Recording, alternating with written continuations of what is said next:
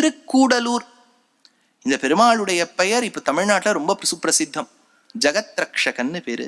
அதனால பெருமாள் இங்க செங்கோல் எழுந்திருப்பார். அது வேற இப்ப பிரசித்தம். இப்ப என்னன்னா, இதே நான் 2 வருஷத்துக்கு முன்னாடி சொல்லியிருந்தேன்னு வச்சுக்கோங்க, செங்கோலுக்கு யாரும் ஒரு இம்பார்ட்டன்ஸ் என்ன சார் ஏதோ ஒரு கோல் போல இருக்குன்னு வச்சிருப்பாரு. செங்கோலா இப்ப ஊர் முழுக்க பரவி இருக்கு.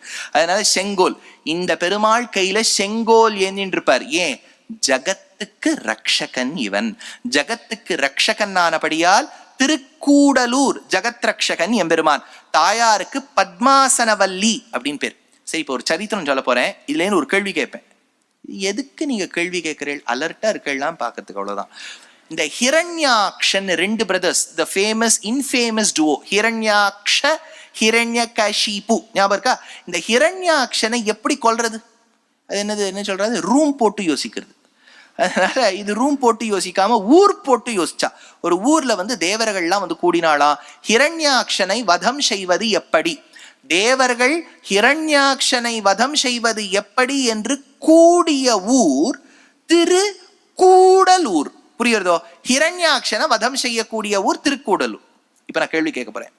ஹிரண்யகசிபுவுக்காக எப்படி வதம் பண்றதுன்னு சேர்ந்த ஊர் எது? Very good, Thirukoshtiyur. கோஷ்டியா ஹிரண்யகசிபுவை வதம் பண்றதுக்கு எப்படின்னு யோசிச்சாலும் அது திருக்கோஷ்டியூர், பாண்டிய நாட்டு திவ்யதேசம். ஹிரண்யாக்ஷன வதம் பண்றதுக்கு சேர்ந்த ஊர் திருக்கோடலூர், சோழ நாட்டு திவ்யதேசம். அப்போ இந்த இடத்துல ஹிரண்யாக்ஷனை வதம் செய்வதற்கு எப்படின்னு யோசிச்சாலாம். அப்ப பெருமாள் ஜெகத் ரக்ஷகன் சொன்னானா, கவலைப்படாதீங்கோ, பூமி வழியா பாருங்கோனாலாம். பூமி வழியா இந்த பெருமாள் ஓட்ட போட்டுண்டு ஜெகத் ரக்ஷகனா போயிருக்கார். சொல்யூஷன் வரணுமே. ஸ்ரீமுஷ்ணம்ங்கிற அபிமான ஸ்தலத்துல வெளியில வரும்போது வராகரா நின்னாராம். திருக்கூடலூரில் புகுந்தவன் ஸ்ரீமுஷ்ணத்தில் வெளியேறினான். விழுப்புரத்துக்கிட்ட நடுநாட்டு விதேசங்கள் அருகே இருக்கக்கூடிய அபிமான ஸ்தலம் ஸ்ரீமுஷ்ணம்னு பேர். வராகர் அழகா இருப்பார். பெரிய கோவில், பியூட்டிஃபுல் எக்ஸ்குவிசிட் ஆர்கிடெக்சர், பிரம்மாண்டமான கோவில்.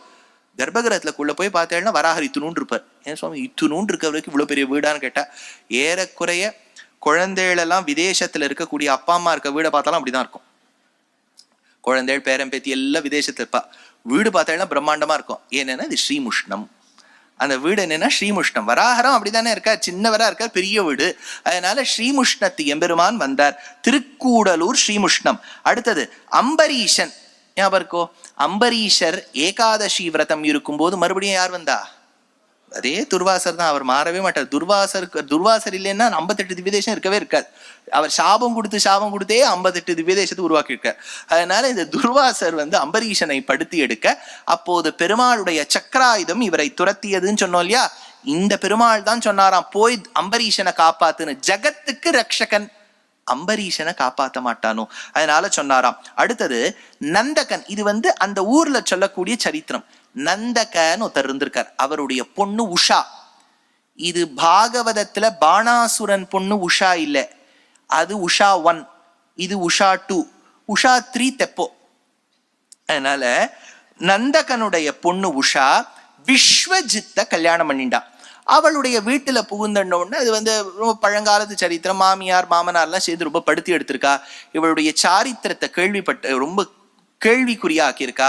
அப்ப இவர் இந்த பெருமாள் கிட்ட பிரார்த்தனை பண்ணும்போது அதற்கு ஒரு தண்டனையாக அவளுடைய பதிக்கு க்ஷயரோகம் லெப்ரசி அந்த தம்பதியினர் இந்த பெருமாள் கோவில்ல இருந்து வேள்வி இருந்து அந்த ரோகம் போக்கின ஊர் ஜெகத் ரக்ஷக எம்பெருமான் திருக்கூடலூர். இந்த ஊர்ல நீங்க பெருமாளை பிரதட்சிணமா வர இடத்துல ஒரு சந்நிதி இருக்கும், நோட் பண்ணி வச்சுங்கோ. நர்த்தன ஹனுமான்னு பேர். பொதுவா சில இடங்கள்ல கணபதி நர்த்தனம் ஆடிட்டு இருப்பார். சிவபெருமான் கேட்கவே வேண்டாம், அவர் தான் doctorate in dance, Nataraja. Sivaperuman ஆடுவர், அம்பாள் ஆடுவோ, தில்லை காளியாவே ஆடுவோவோ, கணபதி கூட ஆடிடுவார். கிருஷ்ணர் காளிங்க நர்த்தனம்னு ஊத்துக்காடுல போனீங்கன்னா ஆடிட்டு இருப்பார். ஹனுமான் ஆடுவரோ? பாடுவர், கேள்விப்பட்டிருக்கோம். ஏன்னா நீங்க ஹனுமான் வீணையோட இருக்கக்கூடிய விதேசம் இது. பாருங்க, ராமசுவாமி கோவில் கும்பகோணத்துல வாத்தியத்தோட இருக்கார். ஏதோ சுவாமி பாடுவர் நன்னா தெரியும். ஆடுவரா? இந்த கோவில்ல நர்த்தன ஹனுமான்னு பேர். ஆஞ்சநேயர் நர்த்தனம் பண்ணிட்டு இருப்பார், ரொம்ப அழகா இருக்கும். திருக்கூடலூர்ல போய் சேவிச்சேன்னா ஞாபகம் வச்சுங்க.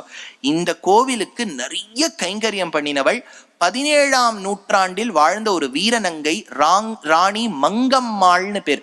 ராணி மங்கம்மாள் இந்த கோவிலுக்கு நிறைய கைங்கரியம் பண்ணியிருக்கா.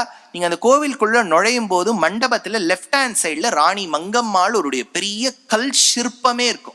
அந்த காலத்துல ராஜாக்கள்லாம், முக்கியமா தமிழகத்தில் வாழ்ந்த ராஜாக்களுக்கு அவ்வளவு ஆஸ்திக்யம். ஆனாவுன்னா ராஜராஜ சோழனை பத்தி ஒரு கல்வெட்டே இருக்கு பிரகதீஸ்வரர் கோவில்ல. மாசம் ஹிரண்ய கர்ப்பங்கிற யாகம் பண்ணுவார், அந்த யாகம் பண்ணுவார். எப்ப பார்த்தாலும் ஹோமமும் யாகமும் பண்ணிட்டு இருப்பா. அந்த காலத்துல ராஜாக்கள் பண்ணிட்டு இருந்தா. இங்க தமிழகத்துல அவ பத்னி பண்றா. அதனால இது திருக்கூடலூர்.